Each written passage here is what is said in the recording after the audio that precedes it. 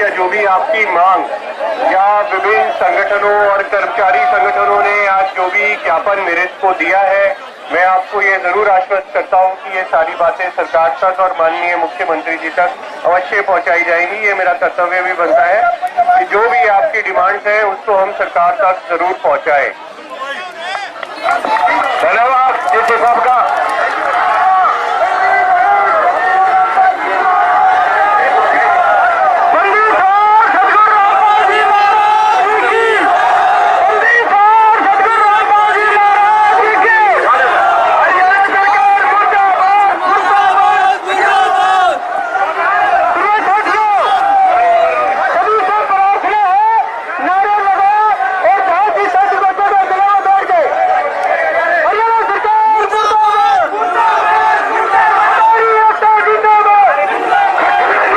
कबीर जी कहते हैं, हम घर फूक्या अपना और लुका लीन हाथ, उसका घर भी फूक देवा जो चले हमारे साथ।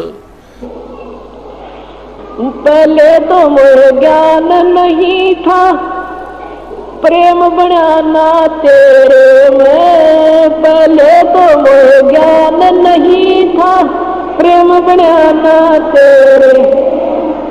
दीन जान के माफ कीजिए, खता हुई बिन मेरे में। दीन जान के माफ खता हुई बिन मेरे में।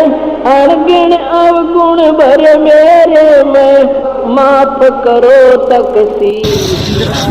भाई जो गुरु वचन पे डट गे रकट गे फंद 84। परमात्मा कहते हमने तो अपना घर जला दिया और एक बढ़ता हुआ मसाल हाथ में ले रखा, मिराड मसाल, और उसका भी घर फूक दें जो हमारे साथ चलेगा, उसका भी घर का नाश कर देते हैं।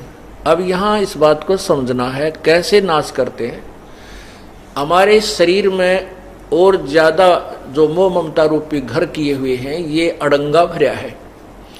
कहते हैं जो हमने तो अपना ये घर साफ कर लिया, फूक फाक दिया इसके अंदर जो कबाड़ भरा था, और उसका घर भी फूक दें जो हमारे साथ अर्थात हमारा पंथी होगा, हमारा हम सफर होगा, हमारे अनुसार जो चलेगा, उसका भी ये सारा कुबाड़, उसके घर के अंदर का सारा गंद जला देंगे। हम घर फूक्या अपना और लुका लेना हाथ, उसका घर भी फूक देवा जो चले हमारे साथ। एक बार श्री नानक जी अपने दो वो शिष्यों के विशेष शिष्य थे, उनके साथ भ्रमण पर जा रहे थे। एक वृद्धा उनकी बहुत अच्छी सेविका थी, वो उनके वहां रुके। तीनों जने, बुढ़िया ने बड़ी सेवा करी, गायें बांध रखी थी। हाँ, पहले वो जाते थे तो बुढ़िया बहुत ज्यादा समय गुरुजी के पास बैठ करके ज्ञान सुनने में लगाती थी। दूसरी बार जब वो दूसरी तीसरी बार गए तो वह बुढ़िया ने गाय ले ली मोल। गाय लेकर के उसको परवरिश में लगी रहती थी। गुरुजी गए तो उनको अच्छा दूध, गाय का फिर दही मक्खन, खूब सेवा की। और गुरुजी के पास थोड़ी बैठे, गाय के संभाल घनी करे और बैठे जब गाय की चर्चा कर दे। गुरुजी गाय बहुत अच्छी है, इतना दूध देती है, ये तो 2 महीने पहले भी 1 महीना पहले दूध देना बंद करती है, फिर तुरंत ब्याह जाती है।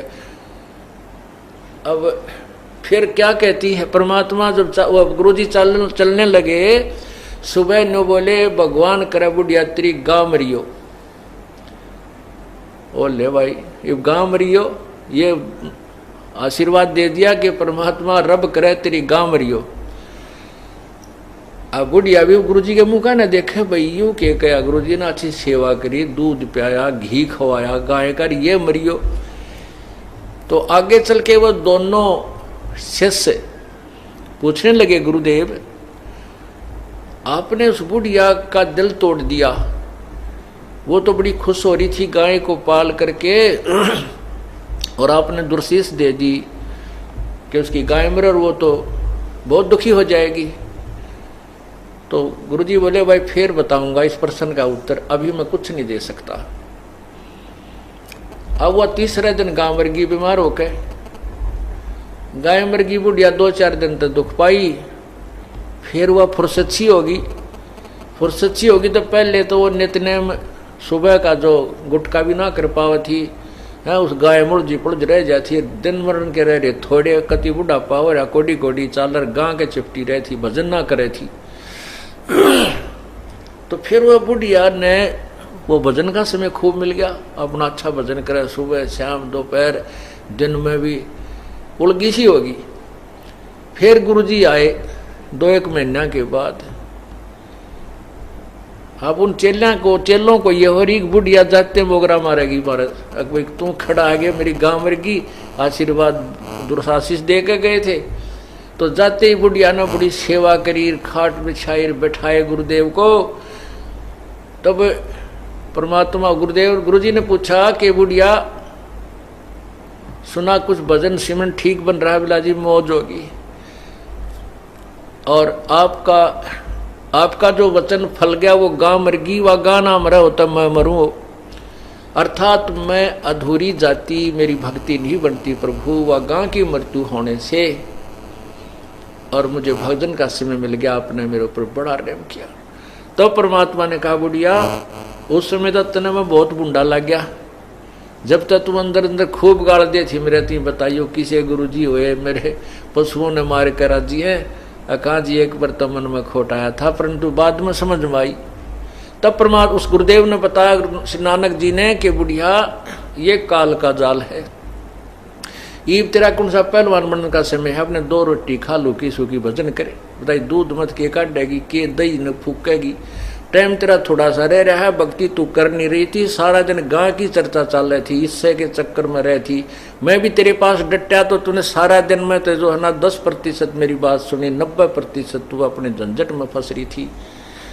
अब तेरे उपकार के लिए ये आशीर्वाद देना पड़ा कि तेरी या गऊ यहाँ से छूटे।